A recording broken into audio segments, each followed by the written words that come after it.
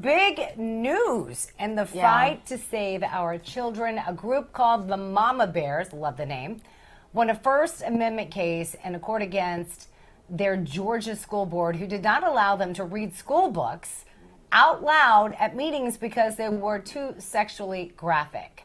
Real America's Voice correspondent Carolyns Response spoke to Cindy Martin from the Mama Bears of Forsyth, easy for me to say, County in Georgia, and she described these books that were in her children's school. I'm going to have you react, Carolyns, but let's take a look at what she had to say. Every time I find another book, it's worse than the one before. The last one that I read at our previous school board meeting was about child pedophilia. And I read a scene that was about an 8-year-old girl basically being filmed with 2 other little girls naked, licking whipped cream off of an adult male. And I read that to the board. What? Unbelievable. I'm just, Carolyns, I am just stunned. Carolyns Ryan, I know you were standing by there. We kind of jumped the gun, so let's go ahead and bring her in. Carol, I mean, I don't even know what to say. Yeah. It's bad. It's bad. And you should hear her. I had a long conversation with Cindy Martin. She's the founder of Mama Bears of Forsyth County. And she explained, that was just one book. She talks about all these books she has found. She goes into extreme detail. She says it's everything you can imagine. I mean, from vibrators, masturbation, how-tos, picture books, homosexual sex, group sex. I mean, she goes into these details, and some of these scenes involve children with adults, pedophilia, as you heard her say. It's insane, and I really commend these women. So just to give you the quick backstory, these moms discovered these books in their children's elementary school children's libraries in the public school system. And they said, hey, this is outrageous. Let me contact the school board. So they called the school board, said, hey guys, this is what we found. Let's get these books out of the school libraries. And to their surprise, the school board said, no. So they said, okay, well, let me offer some other common sense solutions. Can we put a rating system on these books, like movies and video games? Nope, can't do that either. So then they asked them, well, can we move these books to a separate part of the library? Nope, can't do that either. So they said, you know what? Okay, if you guys think that these books are appropriate, the only option we have left, they gathered, they motivated as a group. They said, we're going to show up to school board meetings and we're going to read these books out loud in front of the school board, in front of the cameras, and we're going to embarrass them until they do something about it. So they showed up. This was a year ago. They showed up. They read the books, started reading the books. They got shut down, gavelled, shut down.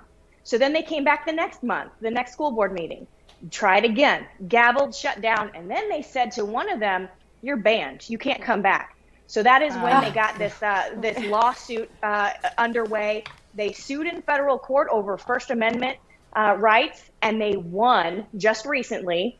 And so now they are back at the school board, and they are back reading these books.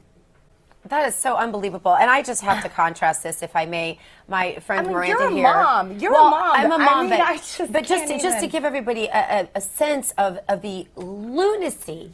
You know, Miranda has these new beautiful books out, all written for the purpose of suicide prevention, especially in younger girls, because, of course, she lost her sister years ago, but this exact month, this is the month of that anniversary. Her birthday was this month, but I lost her in May. But yeah. Sorry, okay. And so Miranda has gone in to donate for free on her own dime.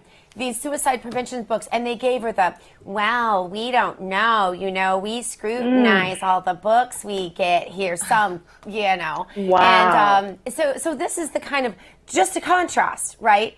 And then you see these Mama Bears, which I love that name, by the way. Miranda, you said it, great name, that are going in and defending them. Later in that interview, in fact, the one that we showed the beginning of, Mama Bear Cindy Martin said that the only screening process for books in schools is parents going in and checking. Listen to this.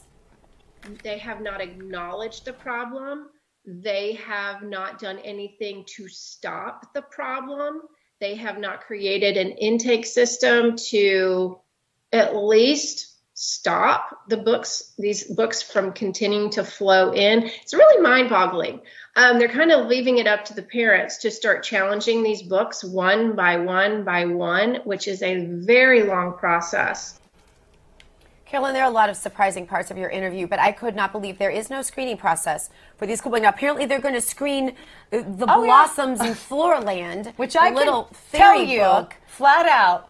No sexual content whatsoever. It's a children's book. It's for about young valuing children. your life. I mean, what's a more important message to children than that? But they're checking those books. But they expect the parents to screen for, bestiality, I guess. Ugh. Yeah, it's insane. And what they're saying now is that they put it. The state the legislature put a new policy in place because of all of this. I guess it's a step in the right direction, but it still puts the onus on the parents. So instead of the school vetting these books and the librarian or the media specialist, as they're called in Forsyth County, instead of that, the books, because they keep coming. So it's a game of whack-a-mole, really. So the parents have to identify the books. Then they have to challenge them one by one. In order for the school, they have to write an entire essay on each one that they want to challenge in order for the school board to even consider removing it. So it's a full-time job. I mean, these are parents, these are working parents, and you can't possibly get all the books in all the schools and all the libraries out that need to be out. So it's really a problem. It's happening all across the country. We know it's happening down where you ladies are in Florida. Governor DeSantis had a press conference on that just this week. The problem is if you can't talk about it because it's so obscene in a school board setting in front of adults, how can you justify these books being in the library in front of children? You can't.